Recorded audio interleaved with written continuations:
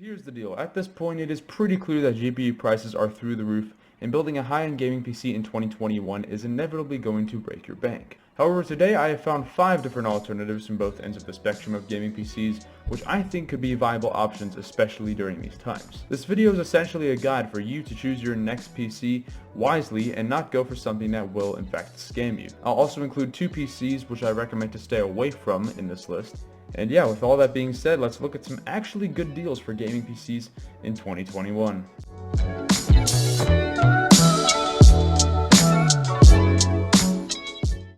So if this was a normal world, I would say let's go to Amazon, because they typically have the most variety. However, I feel like the prices for gaming PCs on Amazon are a little bit sketchy.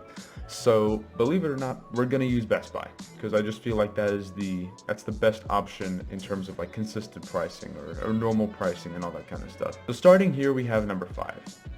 This is the Alienware Aurora R12 gaming PC. Now, I know how everyone feels about Alienwares. I know how I feel about Alienware, because I used to have one. In fact, I still have one. It's an Alienware Aurora R9, and it's an absolute hotbox. Right, I used to have a Core i7 9700 in there, but then I took it out, replaced it for a 9900K, which is currently in my system, and now it has the 9700 back in it, and it used to run at 100 degrees Celsius. Not really surprised. The 9th gen chips are really hot, but that tiny little cooler, it's a piece of crap. Anyway, I know how people feel about that, but what I'm going for here is value and not breakability. You know what I mean? Like not how easily this thing can damage itself. So in terms of value, this thing is pretty freaking solid. In terms of specs here, we have a Core i7, I'm guessing it's 11700F. Double check, yeah, 11700F, 2.5 gigahertz. I don't know what the boost of that is. I'm pretty sure it's way higher though. 16 gigs of RAM, RTX 3070 for the graphics card, that's really nice. And 256 gig SSD, which by the way is NVMe, I'm pretty sure. Let's see. It says PCIe, so I'm pretty sure it's NVMe. It's gotta be NVMe. And a 1 terabyte hard drive as well. Now here's the thing.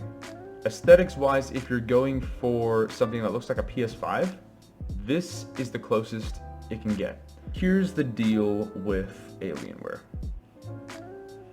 When I had the R9, well, I still have it, but when I use that as my main system, my gaming PC, it came with a Core i7 9700, so same deal as it's not overclockable, except this one doesn't even have integrated graphics, that one at least did. 16 gigs of RAM, 2666, you know, it made sense for a 9th gen Intel CPU at the time. It had a 512 gig NVMe SSD and a 1 terabyte hard drive. The SSD is actually my current system, but the hard drive is back in the Alienware, because I rebuilt it using other parts. And it came with an RTX 2080 Super, which is also currently in my system. And those components, while I didn't really care about temperatures for a while, I chose to just ignore them. Recently I started discovering that the temperatures were really high. I mean, my graphics card still, with all the dust buildup, and there's no way to get rid of that dust because I have to take the cooler off, and I'm just not on that level of expertise yet. But the thing used to run and still runs really hot. It's in the 80s right now, and that's really hot for a graphics card. My CPU, the 9700, I didn't really care about the temperatures for the 9700, but it was still hot. They were high 80s, low 90s, and obviously that's really high. That's thermal throttle temperatures right there. And what made it even worse was I bought a 9900K just a few months ago, I believe.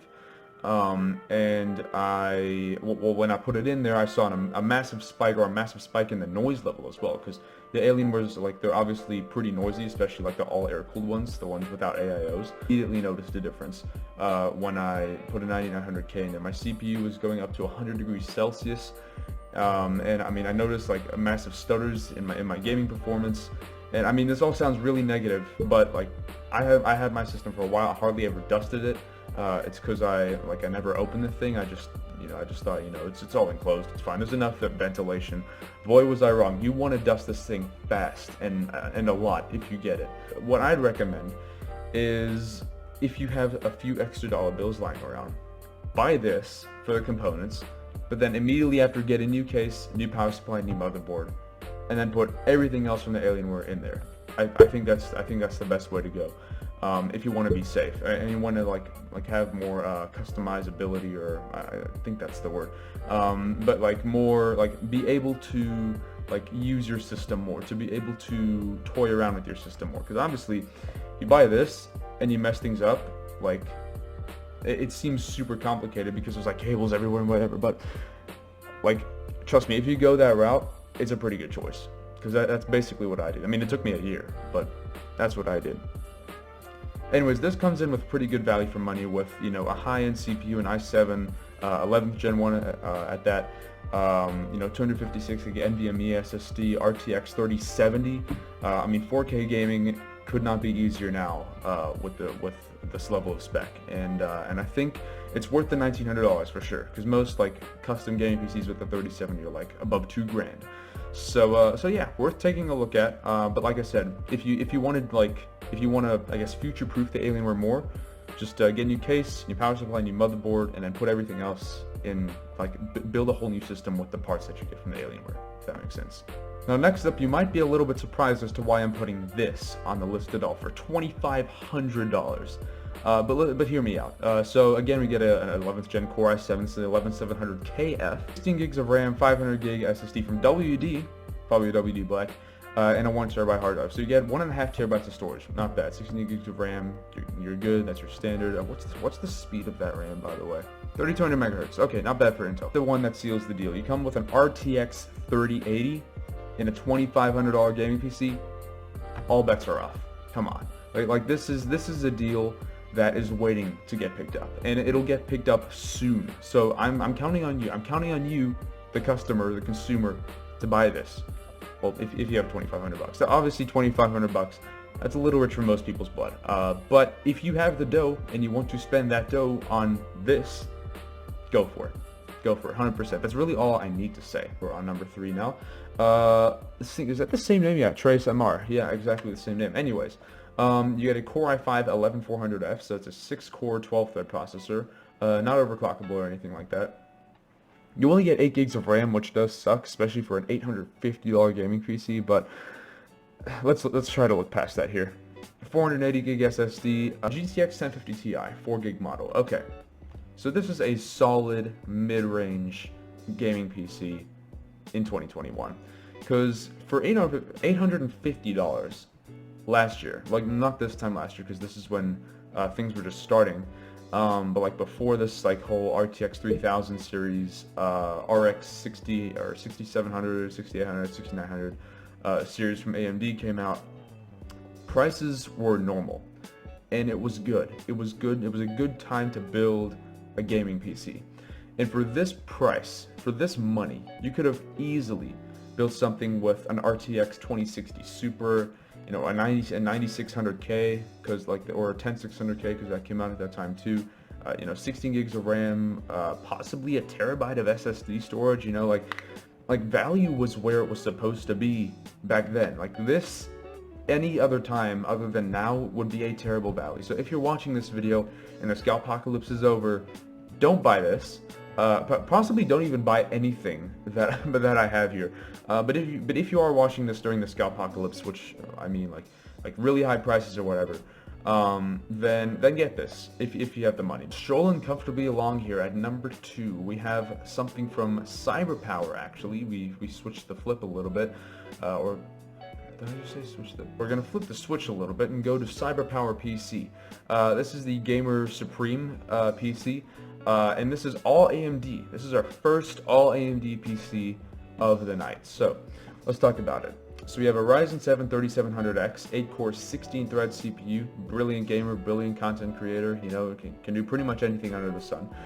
16 gigs of RAM. Let's double check that speed. Let's hope it's not too slow. 3000 megahertz. Okay, not great, not great. I would recommend 3200 at least, but you know, it's better than 2666, I guess. 1 terabyte SSD. That's gonna be good. Let's check if that's SATA or not. NVMe. Whoa, 1 terabyte NVMe SSD. That is good. Something I don't really see often anymore. And of course, for our graphics card, we are rocking an RX 6700 XT. Brilliant for 1440p and 4K gaming. This system can do pretty much all that you could want. But it looks fine to me. Like, I haven't seen a liquid cooled PC for, you know, $1,650 or whatever this is for you know, for a good time now, you know, and seeing a card as good as the 6700 XT, that is perfectly fine for me for this price. Like if you had to build this for for yourself, I mean, it probably cost about as much, maybe a little bit less. 4.5 stars and 586 reviews. There's your answer. Go for this thing. If you have 1,600 bucks, go for it. No questions asked. And finally, for the number one spot, let's talk about this, the HP Pavilion desktop computer. This is one of their gaming PCs, one of the Pavilion lineup of gaming PCs. And you might think I've lost my mind by putting this in the number one spot, and trust me, I haven't. Let's talk about this here. So we got an AMD Ryzen 3, what is it? It's a 4300G. Okay, alright, not bad at all. 3.8 gigahertz base clock looks pretty promising to me. Alright, 4300G, so you actually get an APU in the system too.